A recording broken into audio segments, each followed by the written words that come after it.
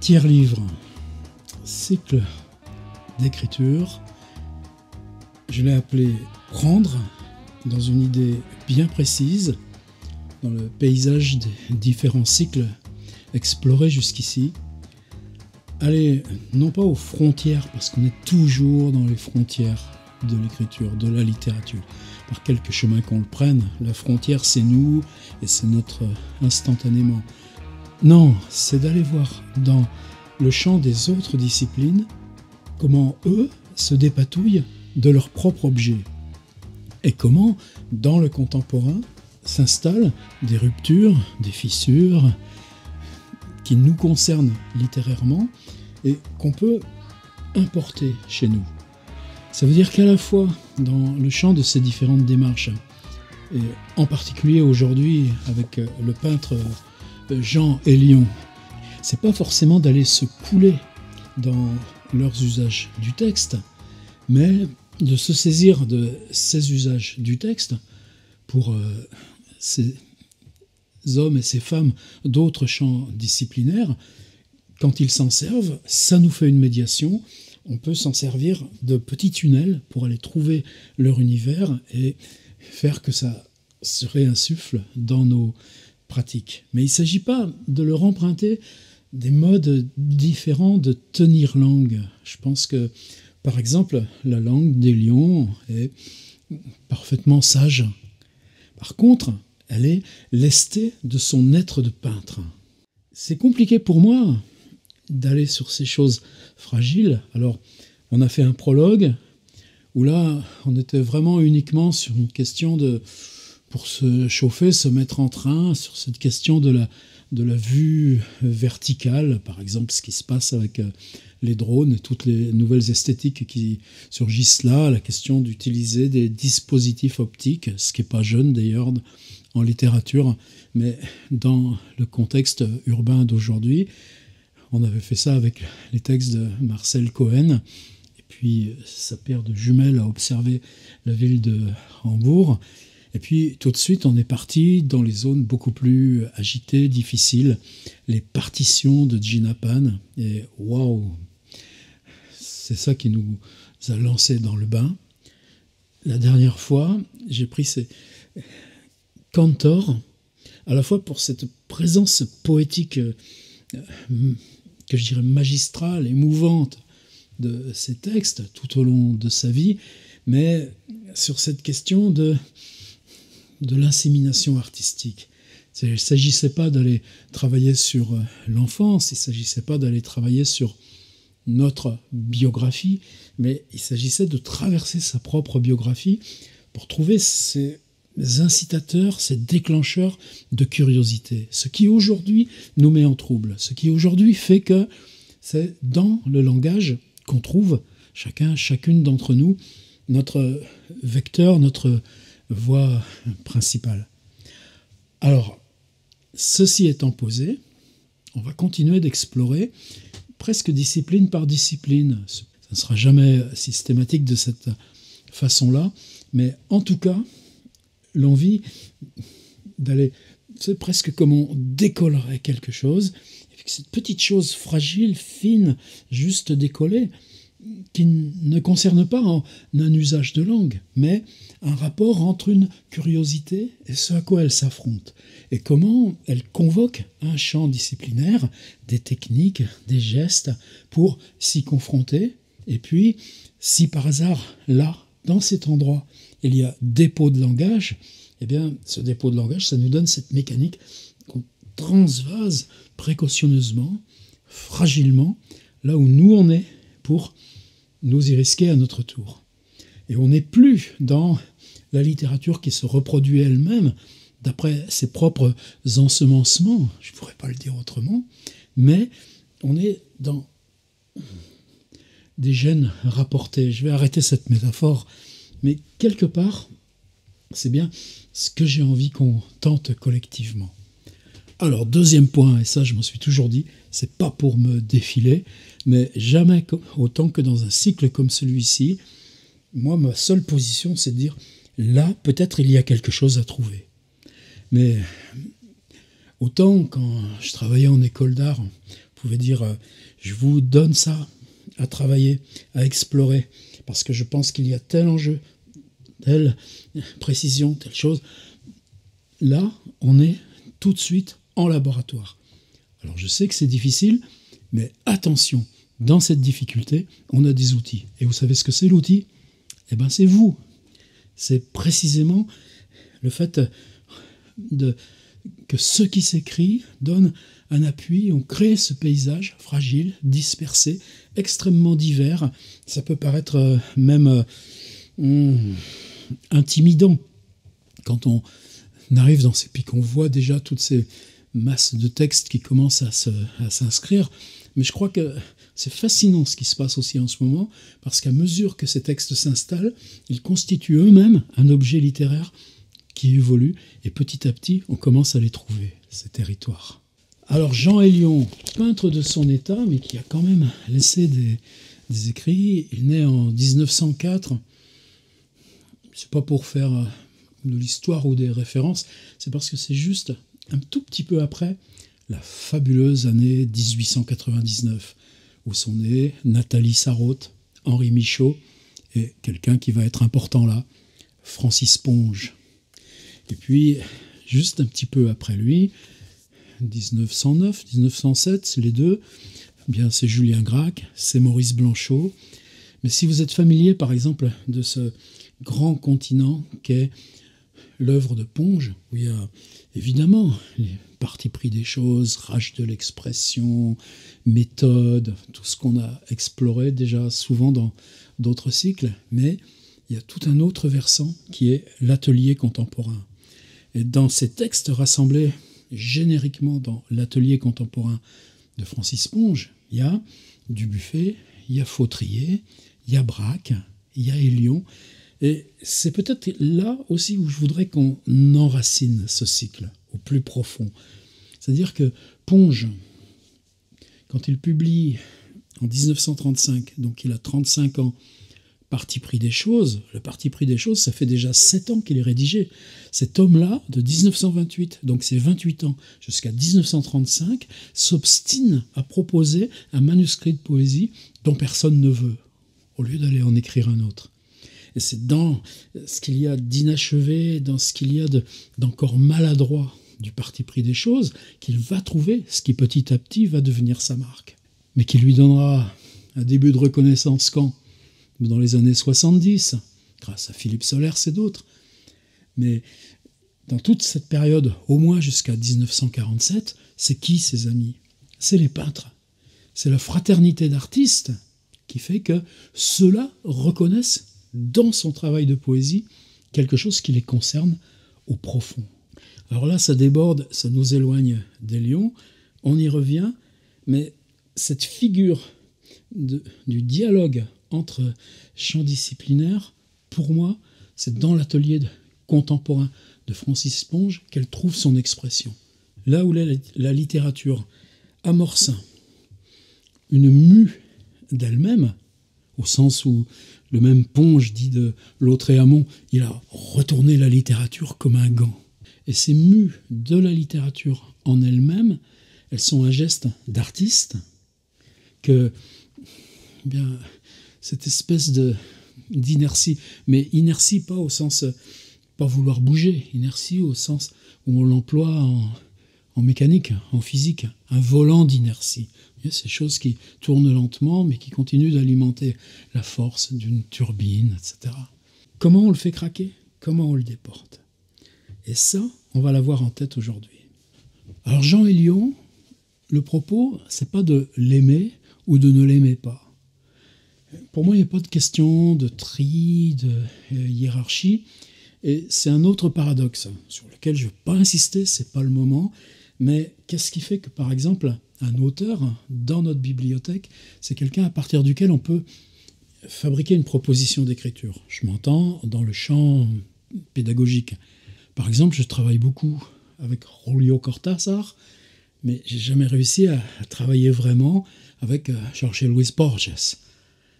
Pourtant, il semble que Borges serait une espèce de muraille, peut-être plus verticale que Cortázar, qui nous donne les accès, les rampes, les spirales. Et pour la peinture, je ne veux pas faire plus de tri. Hors de question d'aller rapporter une démarche de peinture à une autre.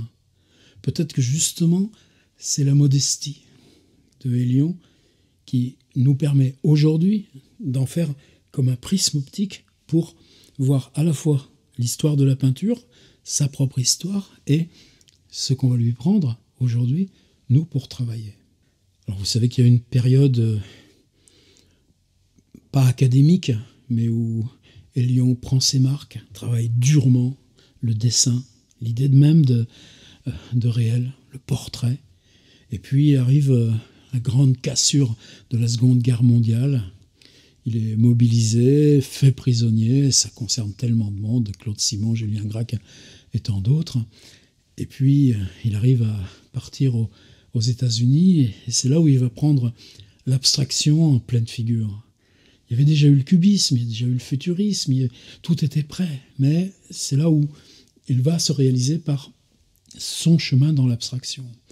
Et puis au retour en France, il y a une autre phase où petit à petit cette notion de réel, j'allais dire à la Francis Ponge. Ça ne veut pas dire qu'il soit si proche que ça, parce que dans les affinités humaines, personnelles, c'est pas la proximité des œuvres qui crée les conditions pour qu'on soit proche de l'un à l'autre. C'est pas ça que je veux dire. C'est que quand il est en vacances à Belle-Île-sur-Mer, île au sud de la Bretagne, et puis qui s'arrange pour avoir à sa disposition une petite estafette Renault où il laisse son matériel de peinture et puis qu'il l'installe là sur le marché pour voir des poissons dans leur toute première heure de sortie de l'eau, et puis s'obstiner à peindre des macros. Dans les textes que je vous ai donnés, vous verrez, il y a un texte sur les choux. Cycle atelier d'écriture sur tiers-livre, de quoi on parle? De choux. Ah ouais, mais vous vous rappelez dans Rabelais aussi. Je vis un bonhomme qui plantait des choux. Et à quoi ni comment, lui dis-je. Vous voyez, je plante choux. Non, enfin, je saurais plus le réciter de mémoire. Mais c'est dans la fin du Pantagruel. Comment Pantagruel entre dans la bouche du géant et ce qu'il y découvre. Le premier qu'il découvre, c'est un planteur de choux. Ça, c'est une digression. Mais déjà, on entre dans les choses sérieuses. Tout au long de sa vie, Hélion prend des notes, des carnets, avec des esquisses, des bouts de dessin, des bribes. Ça sert d'agenda. Aujourd'hui, voilà ce que j'ai fait. Et moi, j'ai la chance d'avoir ces 2 gros volumes publiés chez Mag, qui sont plus disponibles aujourd'hui, mais nous a informé un des membres de l'atelier, on peut les trouver, ils sont commercialisés en PDF. Si vous êtes curieux, allez y voir. Et moi, j'ai eu la chance que Beaubourg fasse, il y a quelques années, une expo consacrée à Hélion. C'était en 2004-2005. Et Didier Ottinger qui en était à l'origine. Moi, c'est par lui que j'ai découvert, voire même entendu parler d'Hélion par la première fois. Sinon, un nom dans Francis Ponge. Didier m'avait demandé un texte. Et quand j'ai commencé à approcher Hélion, justement, c'était ce choc de ses phrases, de comment il écrivait, et puis de ce qui se jouait dans les narrations de ce journal. Et je vais proposer à Didier Ottinger, alors c'est un monologue, c'est une espèce de jeu de cut-up avec beaucoup de citations prises à Hélion, mais que je vais essayer de remettre un peu en contexte. Je me souviens qu'un dimanche matin, j'en avais fait la lecture à Beaubourg, 2004-2005. On avait encore droit à ces expériences, à cette confiance à l'époque. Et c'est Crobard de 1968 sur les CRS, et puis ces notes manuscrites là.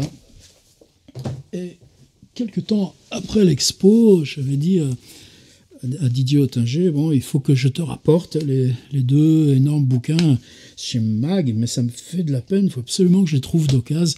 Et Didier me dit, mais moi je travaille à Beaubourg, je les ai toujours pas très loin, garde-les pour l'instant. Ça fait 15 ans pour l'instant. Didier Ottinger, à chaque fois que je les ouvre, je pense à toi. En février, accident. Ma rétine gauche, à nouveau éclatée. Clinique Ambroise Paré. Opération facile, m'a-t-on dit, mais qu'il a fallu retarder à cause d'un staphylocoque. Dangereux. 3 semaines pour l'éliminer. Puis inflammation post-opératoire du vitré. J'y perds à peu près mon œil gauche. Sorte de glaucome à l'œil droit. Aveugle pendant quelque temps. Point. Etc. Point. J'ai ouvert totalement au hasard. Et nous voilà totalement dans le cœur de ce que je voulais vous proposer. Est-ce que c'est dans le journal? Non, justement. Mais c'est bien de savoir que ça existe. Des pages d'aphorismes. Apercevra-t-on un jour qu'alors que Kandinsky a trouvé la poésie dans la géométrie, j'y aurais trouvé la sensualité? Faire coïncider une façon de peindre, une façon de penser, avec la façon d'être de la chose ou de l'être envisagé. Peindre, identifier l'écriture, l'objet et la connaissance. Dernier jour à Port-Coton, je viens de nettoyer l'estafette louée qui m'a servi d'atelier et que le loueur vient rechercher à 6 heures. Ça, c'est mes petits post-it de quand on avait fait la perf à Beaubourg. Lyon meurt en 1987, donc plus de 83 ans. Mais ces problèmes d'yeux, il y a longtemps qu'ils se sont aggravés. On a 3 textes de la fin de sa vie, dictés à sa secrétaire, j'ai oublié le nom, mais enfin, en tout cas, il est dûment cité. Le principal s'intitule donc Mémoire de la chambre jaune, et il explique lui-même le contexte. Depuis 60 ans, j'ai peint et dessiné sans interruption jusqu'à ce 8 octobre 1983. Tout d'un coup, je ne vois plus mon ouvrage, il faut abandonner. C'est tellement contre ma nature que je me mets ici à feuilleter mes œuvres inachevées. Quand un tableau est terminé, le peintre n'a presque plus rien à en dire. Il est temps de s'en remettre aux autres. Le tableau se défendra tout seul. Beaucoup de mes tableaux sont signés et, je crois, terminés. Mais tout au long de ma carrière, il y a des œuvres qui n'ont jamais réussi à aboutir. J'en ai détruit une bonne partie. Il y en a pourtant que j'ai conservées parce qu'il me semblait que je pourrais un jour les refaire, les accomplir. Toutes celles-ci ont abouti à une mansarde, curieusement badigeonnée de jaune, de ma maison. J'ai cru jusqu'à présent que je pourrais les reprendre une à une et parfaire. Cet espoir m'abandonne. Je me résigne à essayer encore de les apercevoir et de parler au lieu de peindre ce que j'avais cru pouvoir en faire. Les voici une par une. Et ensuite, ce sont des fragments numérotés. Il y a un petit extrait, alors j'ai été assez large, il y a un PDF de 4 pages, donc il y a une bonne douzaine de ces fragments. Je ne sais pas combien au total, il y en a 144, 145, 148. Donc dans cette pièce peinte en jaune, peu importe, il ne voit plus, mais qui donne le titre « Mémoire de la chambre jaune », ce qu'entreprend Hélion, c'est de dicter, en fonction de ce qu'on lui présente comme étant le format, la référence, ce qu'il y a sur la toile, ce que lui revoit des conditions du travail, de ce qui l'a porté à se saisir de cet objet, visage, scène, ville, pour le peindre, ou bien simplement de se remémorer à lui-même cette convocation mentale de la toile dont il ne voit strictement plus rien. Un vague monochrome brun, plusieurs fois il en parle, où se détachent vaguement et imprécisément quelques formes. Et donc, c'est quoi, pour moi, là, l'exercice que je voulais vous proposer? C'est ce dispositif d'écriture. Non pas qu'on soit aveugle, mais on va renverser sa propre position. Lui, il est physiquement présent au milieu de toiles qu'il n'arrive plus à voir. Ce que je voudrais qu'on fasse, c'est qu'on se serve, nous, du mental pour se projeter dans une période particulière. Attention, surtout pas une période touristique, surtout pas les 3 mois que vous avez passés là, enfin 3 mois si, ça commencerait à être bien. Mais surtout pas votre première visite de Venise ou de New York. C'est pas ça l'affaire. C'est plutôt qu'il y a quelques années, c'était ça la vie ordinaire. C'était ça le contexte de la vie ordinaire. Si c'était des étudiants, je leur dirais « Waouh, vous avez 20 ans, 24 ans, vous êtes grand. Quand vous aviez 15 ans, quand vous aviez 12 ans, quand vous aviez 8 ans. Oh, c'est loin dans le temps, mais c'était déjà plus l'enfance. » Ça renvoie à une discussion qui ressurgit régulièrement dans ce qu'on entreprend. Est-ce qu'on va à la recherche d'une enfance? Est-ce que l'autobiographie, fictive ou réelle, est non pas une matière, mais un but ou un objet d'écriture? Non, certainement pas. Ce qu'on travaille, c'est son propre rapport au réel. C'est-à-dire qu'on soit dans la fiction, comme on l'a fait dans Outils du roman, ou qu'on soit dans Écriture sans autre détermination, comme on l'a fait dans Pousser la langue. Et comme ici, on l'explore, disons, entre ces deux extrêmes, c'est-à-dire travailler notre signature esthétique, notre appréhension de la réalité du monde, notre façon unique, singulière, et qu'on va essayer de concrétiser en tant qu'unique, en tant que singulière, en tant que voix, en tant que manière de tordre la langue, de faire surgir l'immense présence humble des choses. Et là, on retrouvera Francis Ponge. Là, on retrouvera notre Hélion. Alors évidemment, pour ça, on se traverse soi-même. Il y a toujours cette phrase de Roland Barthes que je ressors comme une vieille scie. Cette phrase de Barthes, parce qu'elle est une faute de syntaxe, en tout cas une distorsion inouïe de syntaxe, on écrit toujours avec de soi, le de partitif.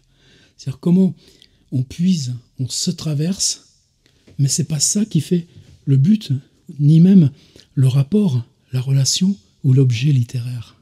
Par contre, s'il y a voix, s'il y a singularité, ou ce qu'on a exploré avec la proposition de Gina Pan, cette idée de geste, de se saisir, d'agir sur le réel, de le transformer, de le modifier, ne serait-ce qu'un tout petit rien, un rayon de soleil qu'on rebouche avec de la terre, enfoncement d'un rayon de soleil, et c'est la symbolique qu'on garde. Eh bien pour ça, oui, avoir à se convoquer soi-même comme expérience. Expérience qui peut être dans l'instant. Est-ce que certains d'entre vous ont exploré pour Gina Pan? Mais là, pour moi, c'est se dire à distance de l'expérience quotidienne ou sans distance dans le temps présent, se comporter avec le réel de la façon dont Hélion réinvente la présence visuelle de toiles qui ne lui sont pas accessibles. Et c'est ce qui me trouble depuis des mois, voire des années, et qui fait que, enfin, je m'autorise à ce qu'ensemble, on ouvre ce laboratoire. C'est quoi ce qui se passe dans ces récits? Est-ce qu'il nous parle du réel? Non. Il nous parle du réel en tant qu'il va le peindre. Il y a toujours un double mouvement. C'est pas la boucherie et puis le boucher qui porte un morceau de viande sur son os. C'est la peinture qu'il voit dans le corps qu'il porte, dans le corps du boucher, dépeceur, à Rungis ou aux Halles, je ne me souviens plus, peut-être encore les Halles, qui porte un énorme quartier de bœuf sur le dos, et la géométrie ou l'architecture de cette anatomie, au sens fort du terme en peinture, qu'il transporte. Et puis, en même temps, ce qu'il nous reconstitue, c'est pas le réel, c'est la toile qu'il a organisée depuis sa propre distorsion, depuis sa propre vision. D'autant que la question de l'abstraction, chez Hélion, est constamment posée.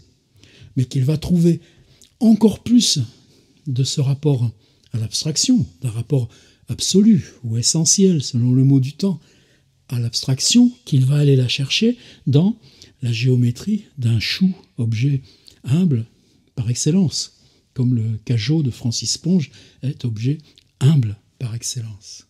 Alors, est-ce que c'est une proposition facile? Certainement plus facile que pour Gina Pan et pour Tadeusz Kantor. Il est bien aussi clair entre nous que chacune va à son rythme. C'est un atelier qui va se dérouler sur 3 mois. On n'est même pas au bout du premier mois. Et chacun peut prendre les propositions en tant qu'elles le concernent, en tant qu'il ou elle ressent plus d'affinité, parce que on va aller voir du côté de la danse, on va aller voir du côté de l'image animée, j'espère qu'on va aller voir du côté de la voix, du chant, pourquoi pas. Et on emprunte à chaque chant disciplinaire un indicateur, un tenseur, qui chaque fois ne concernera qu'un seul de ces paramètres.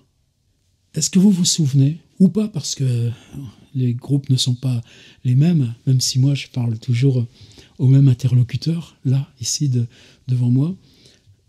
On avait commencé ce cycle, Outils du roman, et puis je voyais naître des personnages, je voyais naître des narrations, mais ce qui me manquait, c'est il y a quoi derrière? Qu'est-ce que je vois? Qu'est-ce que je me représente? Et on avait fait, je crois que c'était la 8e proposition, quelque chose sur le décor. C'était le mot central de la proposition. C'est-à-dire, dans ce que vous aviez déjà écrit, le vous étant général, reprendre ce déjà écrit, enlever tout ce qui concernait narration, personnage, et simplement se concentrer sur qu'est-ce qu'on voit de la fenêtre, de quelle couleur est le mur, il y a quoi comme objet dans la pièce. Mais là, aujourd'hui, c'est pas exactement la même chose. C'est-à-dire, lorsqu'il s'agissait de décor, c'est-à-dire la scène que j'invente, la fiction que j'installe, s'installe dans une illusion de réel, comment je scénographie, comment je visualise, ou comment je me souviens de l'organisation matérielle, visuelle du réel. Là, c'est plus compliqué. Elion ne nous parle pas des choses en elles-mêmes. Il y a un fragment formidable, vous verrez au tout début, sur la notion de réalité. Depuis 1935, j'ai toujours eu le rêve dans la tête de tout dire à la fois, ce que l'on voit, ce que l'on sent, ce que l'on rêve et ce que l'on pressent. Mais dans la discipline abstraite acceptée, je n'ai jamais consenti à décrire le monde en quoi que ce soit. J'avais pourtant déjà des pensées comme celle-ci. En haut, il y a la tête, en bas, il y a les pieds, entre les deux, il y a le corps. J'ai souvent chargé des éléments qui ne décrivaient en rien la tête, les pieds ou le corps, de jouer le rôle de ceux-ci. J'avais l'impression de m'avancer pas à pas vers le monde à partir de l'abstraction dont j'étais nourri et que j'avais cru capable de tout dire. Voici un passage sur la notion de réalité chez Elion.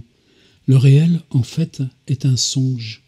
Le réel est une prise de possession des choses par l'intellect et la sensibilité qui sont mentaux, c'est-à-dire que le réel est mental. Ne pas confondre le réel et l'énuméré des choses que l'on nomme d'habitude le réalisme. Le réel est prise de possession, maturation, digestion et en quelque sorte libération. Le réalisme au contraire est soumission. C'est pourquoi le réel peut chanter et le réalisme fredonner. Je crois que je viens d'indiquer là un des points les plus importants de la peinture objective sur lequel il me faudra revenir un jour avec plus de clarté. Et c'est là où je voudrais m'arrêter, résumer la consigne qui est claire, précise. Attention, je me défends par avance. Première étape, justement parce que s'il s'agit de faire un exercice, ça ne vaut pas le coup.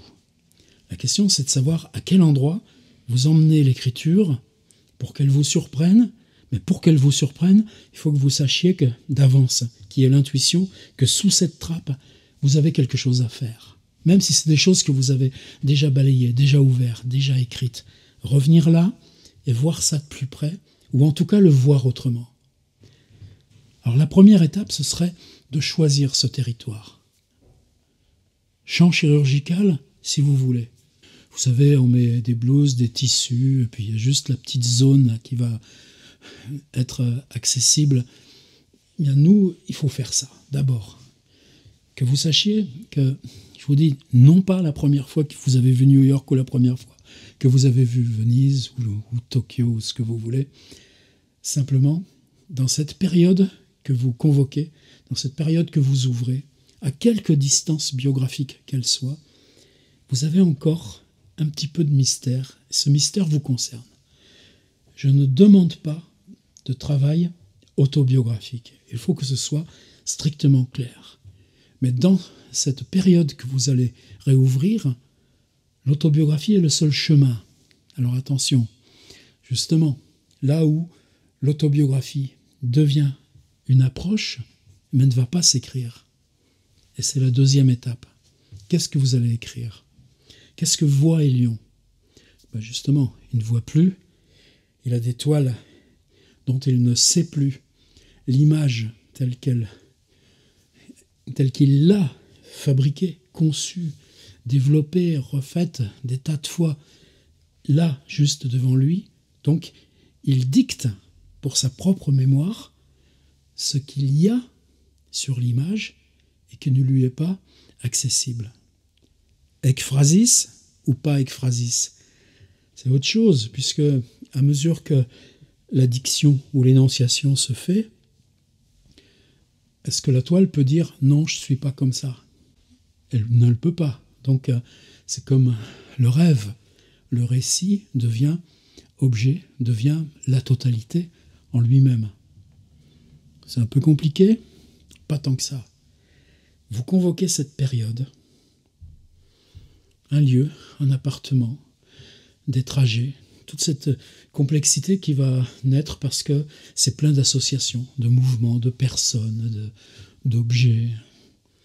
Et il ne s'agit pas d'exprimer aucun pourquoi, de dire aucun nom, aucun lieu. Par contre, vous allez les voir uniquement comme Hélion, dans son cadre, organise ce qu'étaient les Halles de Rungis. Vous verrez que j'ai mis plusieurs passages qui concernent...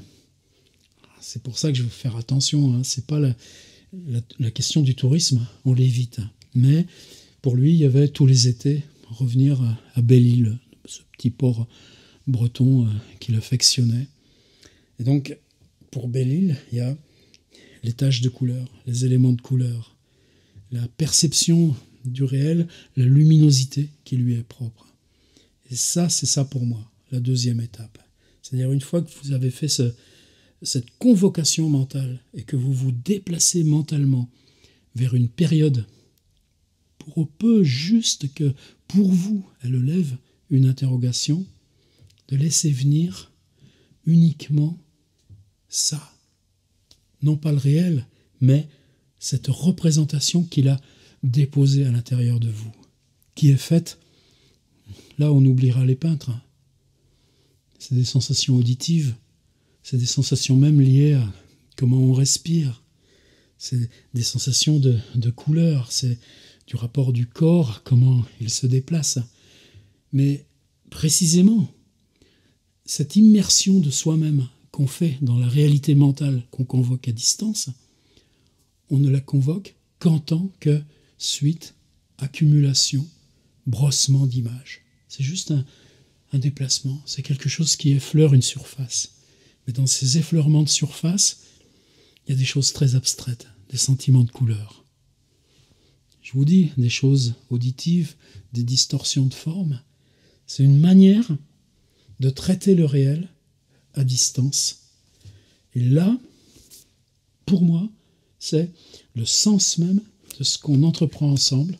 Et je vous dis bien qu'il n'est pas une école, mais qui est un laboratoire, et un laboratoire d'invention.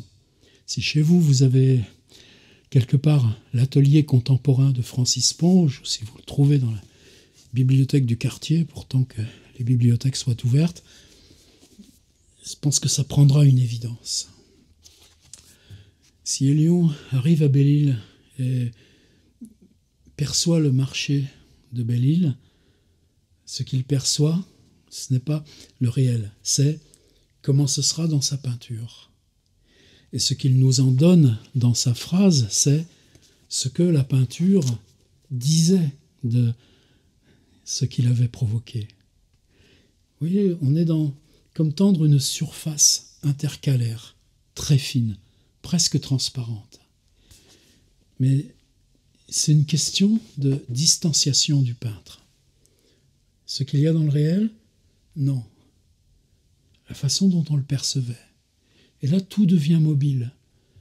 Tout peut changer d'échelle. Tout peut se collusionner avec des toutes petites choses et des grandes choses. Des visages en gros plan, et puis un chou qu'on tient dans les mains. Excusez-moi, j'en reviens à mon histoire de chou. On essaye de le tenir. Je vous demande encore une fois, je pense qu'on n'a pas fini de cette expérience, que ce soit un seul bloc paragraphe. Parce que, paradoxalement, de comprimer le récit, avant même qu'on parle plus tard de la phrase, qu'on examine des choses touchant la syntaxe, pour l'instant, mon obsession, que vous la suiviez ou non, ce serait de comment le texte peut parvenir à se développer. Et paradoxalement, pour que le texte puisse se développer, en le comprimant dans un paragraphe, on crée ce mouvement de surgissement, d'association. Ça se tient. C'est parce que ça se tient que ça peut grossir. Si c'est de l'écriture verticale, si c'est des suites de paragraphes, non, ça s'épuisera très facilement.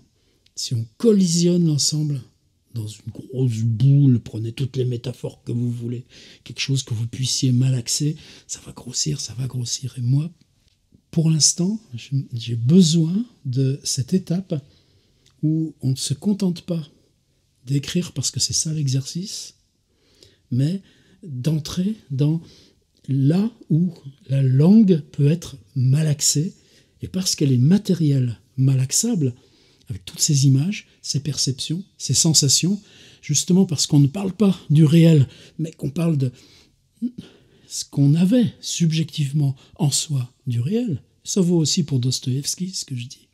Eh bien, on peut se lancer dans un texte qui grandit et qui grossit. Je m'excuse de la brutalité de ces métaphores.